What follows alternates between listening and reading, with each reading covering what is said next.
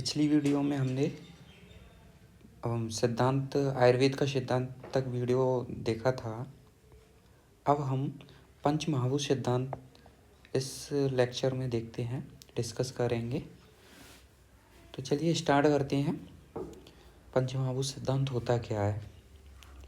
पंचमहाभूत सिद्धांत को सर्वतंत्र सिद्धांत भी कहा गया है। हमने पढ़ा था पीछे सर्वतंत्र सिद्धांत, जो सभी शास्त्रों में माना जाता है, उसे सर्वतंत्र सिद्धांत कहते हैं, है ना। तो आयुर्वेद के अनेक सिद्धांतों का ये आधारभूत सिद्धांत बनता है। ये भी एक आधारभूत सिद्धांत माना जाता है। ये पंचमहाभूत हैं, इनको सभी सिद्धांतों में माना जाता है। ऐसी बात नहीं है कि कहीं नहीं माना गया हो पंचमहाभूतों को, ठीक है।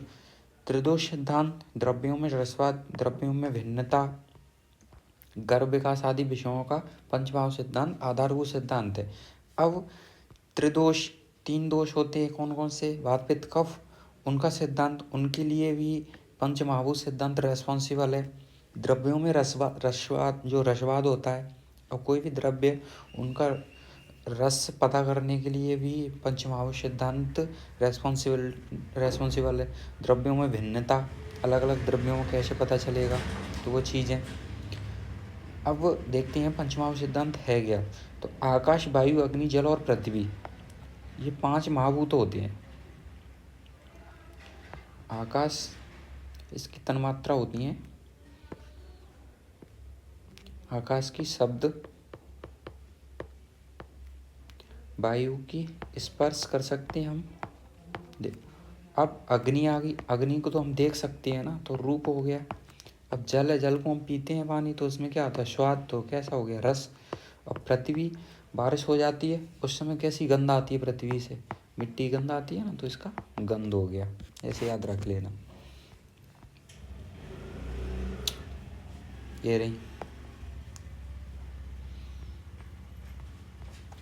अब भूत शब्द की व्याख्या, भूत कैसे बना, ये कभी कभार पूछ लेता है 5 मार्क्स में या 2.5 मार्क्स में, कि बहिरेंद्रिय ग्रहण विशेष गुणत्व भूतत्व, मतलब बाहरी इंद्रियों के द्वारा जो ग्रहण किया जा सकने वाला शब्द आदि, मतलब जो पंच हैं शब्द आदि, शब्द, रूप, रस, गंध, है ना, स्पर्श, रूप, रस, गंध, इन चीज़ों के विशेष गुण जिनमें हों वे क्या हैं?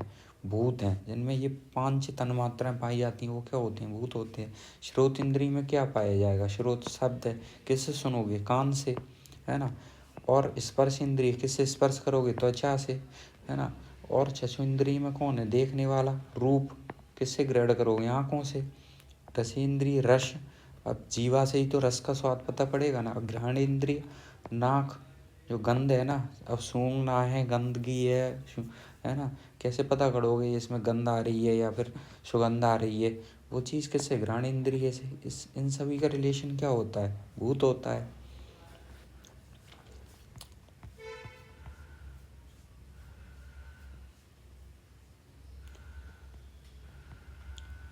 ये टेबल इम्पोर्टेंट है, आ जाता है 5 मार्क्स का टेबल, ये लिख के आनी है कि रस और महाभूतों में संबंध बताइए। तो रस और महाभूतों में क्या संबंध है? कि मधुर रस में पृथ्वी और जल पाया जाता है ना। कि एक ट्रिक है कि 54, 53, 54,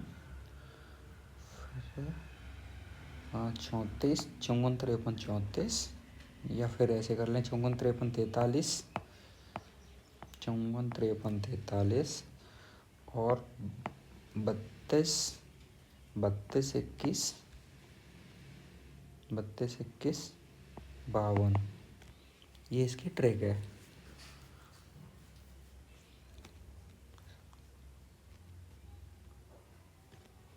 ना। तो मधुर रस में 54, मतलब 5वें नंबर पर पृथ्वी आता है, 4 नंबर पर जल। 54, 53, 43, तो 53, 43, फिर 32, 21 या 25, ऐसे कर लेना। 32, 21, 25, इसको 25 कर लो। हाँ, ये है ट्रिक इसकी। 32, 21, 25, 54, 53, 43, 32, 21, 25, है ना। अब द्रव्यों के गुण व पंचमहाभूत सिद्धांत क्या, ये भी रिलेशन पूछ लेता है ना। ये ज़्यादा नहीं पूछेगा, बस एक बार ध्यान रखना क्या होता है, बस खास ज़्यादा इम्पोर्टेंट नहीं है। अब त्रिदोष सिद्धांत क्या होता है? 3 दोषों का।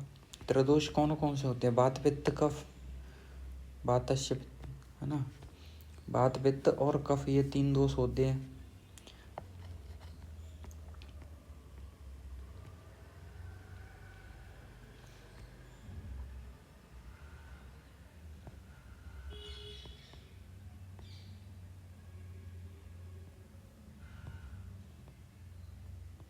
ये सब क्रिया शरीर के हैं। कार्य क्या है? वात प्रकृति कार्य, पित्त प्रकृति कार्य, है ना। ये रीड कर लेना, उपयोगिता को होती है त्रिदोष सिद्धांत की। ये जनरल इंट्रोडक्शन है, इस वजह से। षड्रस सिद्धांत, 6 रसों का सिद्धांत। 6 रस कौन कौन से हमारे? मधुर, अम्ल, लवण, कटु, तिक्त, कषाय। ये 6 षड्रस मान्य है। ये देखो, ये रही भाद्र का अपने एक माना है, वो इसको जल या फिर रस, रसेंद्रिय या जीवा बोल दो, एक ही मान लिया है उन्होंने, है ना। शाकुंतल ने 2 माने, क्षेत्र। ये सारी रिश्ता, ये चैप्टर है आत्रे भाद्र काव्य अध्याय। ये सारी रिश्तान का चैप्टर है।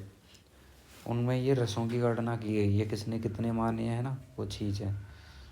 पुनर्वसु आत्रेय ने 6 माने, यही बाद में यही निष्कर्ष निकलता है, इन्होंने दे दिया था।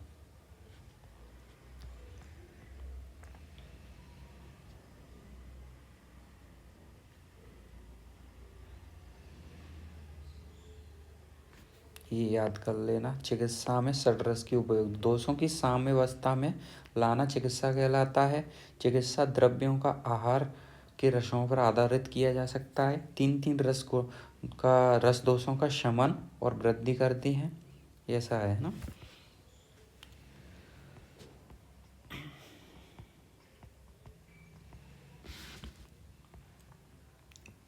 तो इस वीडियो में इतना ही रखते हैं। नेक्स्ट पार्ट में हम धातु पोषण सिद्धांत देखेंगे। ये बहुत इंपॉर्टेंट है, 10 मार्क्स के लिए आता है ये हम नेक्स्ट वीडियो में देखते हैं।